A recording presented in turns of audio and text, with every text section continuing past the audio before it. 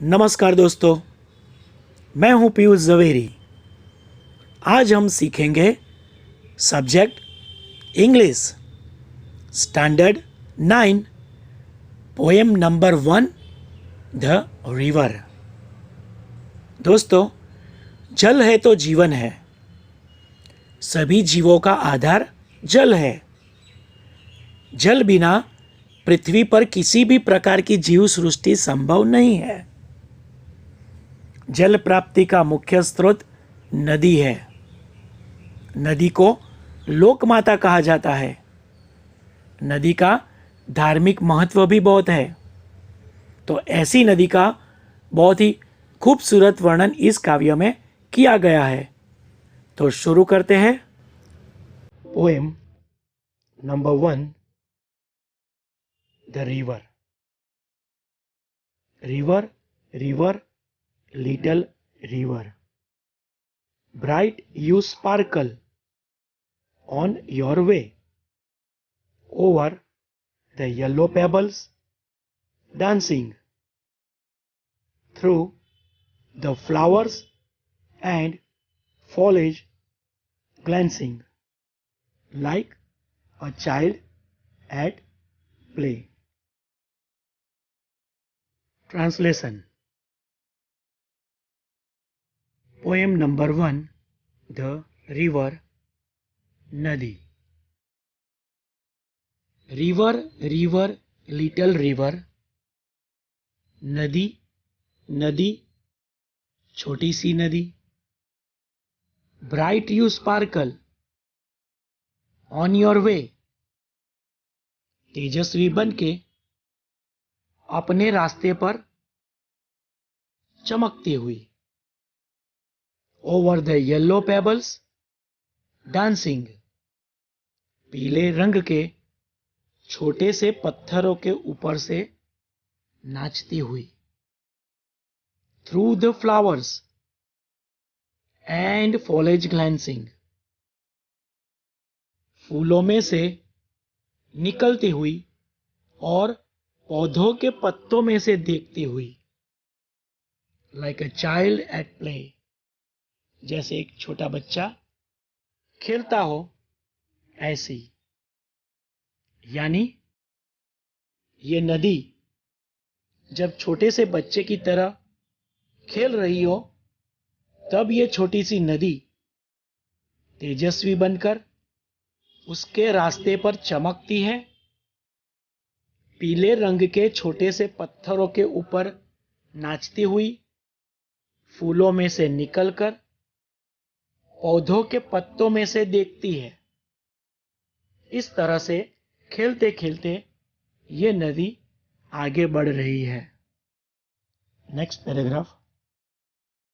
River, river, swelling river, on you rush through rough and smooth, louder, faster, brawling, leaping over rocks by rose banks, sweeping like impetuous youth. Translation.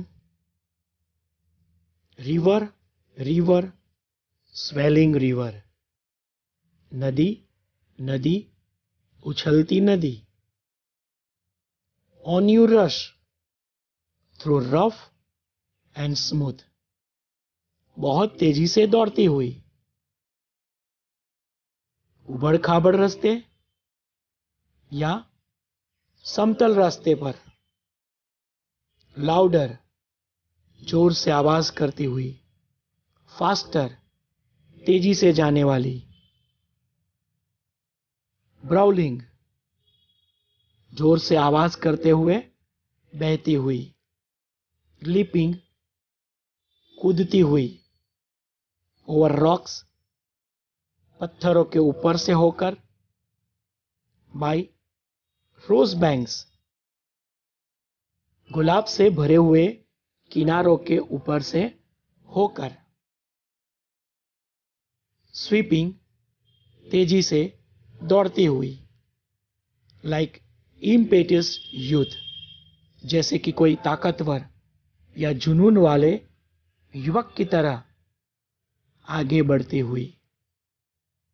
यानी दोस्तों, इस दूसरे paragraph में कवि ऐसा कहना चाहते हैं कि ये जो नदी है ये बहुत ही उछलती हुई, तेजी से दौड़ती हुई, रास्ते चाहे उबड़ खाबड़ वाले हो या समतल हो, उसमें से बहती हुई, जोरों से आवाज करती हुई, तेजी से बहती हुई, कूदती हुई, पत्थर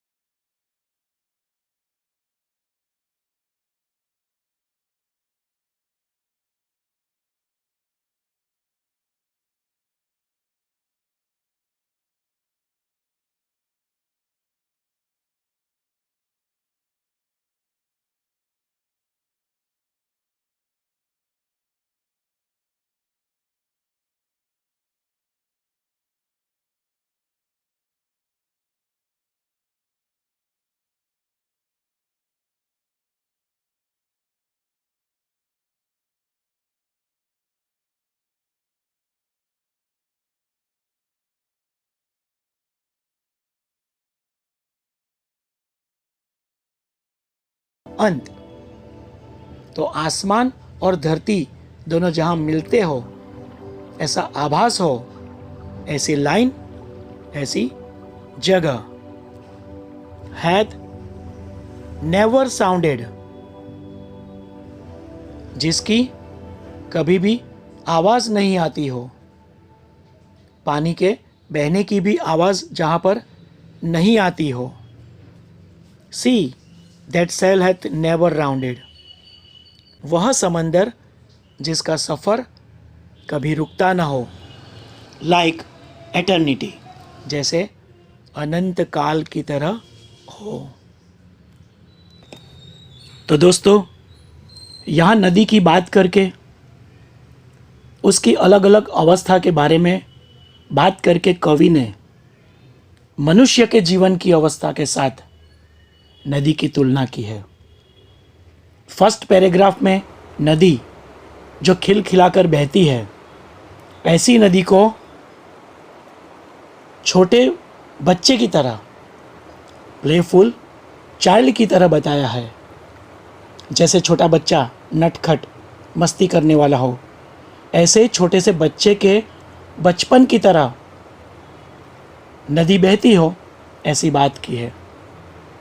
दूसरे पैराग्राफ में एक केयरलेस यूथ की तरह, भले ही रास्ता उबड़ खाबड़ वाला हो या समतल हो, किसी भी प्रकार की परवाह किए बिना, सुख हो या दुख हो, अपनी ही मस्ती में मस्त और व्यस्त रहने वाला एक केयरलेस यूथ की तरह नदी की तुलना की है। तो तीसरे पैराग्राफ में एक मिडिल एजेड मैन, जिसने कोई लक्ष्य तय कर लिया हो, जैसे नदी ने समंदर को मिलने का निश्चय कर लिया हो, ऐसे ही वह आगे बढ़ती जा रही है। इसी प्रकार मनुष्य भी एक निश्चय करके अपने लक्ष्य की ओर आगे बढ़ता जा रहा हो, ऐसा वर्णन किया है। जबकि लास्ट पैराग्राफ में नदी समंदर को मिलकर जैसे समंदर के अंदर घुल मिल जाती है, उसकी बात की है। समंदर की गहराई को नाप नहीं सकते हैं और समंदर का पानी अनंत काल तक बहता रहता है। इस प्रकार से नदी के खूबसूरत वर्णन के द्वारा मनुष्य के जीवन की तुलना की है। ओके दोस्तों, तो यह पोएम आपको अच्छी तरह से समझ में आई गई होगी। फिर भी अगर कुछ पॉइंट्स समझ में नहीं आए हो तो कमेंट बॉक्स में लिखें, आपके डाउट्स को ज़रूर क्लियर किए जाएंगे। दोस्तों, आपको ये वीडियो कैसा लगा ये भी आप कमेंट बॉक्स में लिख सकते हो। अगर ये वीडियो आपको सच में पसंद आया हो तो इसे ज़रूर लाइक करें और अपने दोस्तों को शेयर भी करें। अभी तक मेरी चैनल को सब्सक्राइब नहीं किया है तो उसे सब्सक्राइब भी कर ले और बाजू में बताए हुए बेल आइकॉन को भी प्रेस कर ले, ताकि नोटिफिकेशन के ज़रिए आपको नए वीडियो की जानकारी मिलती रहे और इसी तरह आप अभ्यास करते रहो। ओके, तो ऐसे ही नए मज़ेदार वीडियोस लेकर जल्द वापस आएंगे। बाय।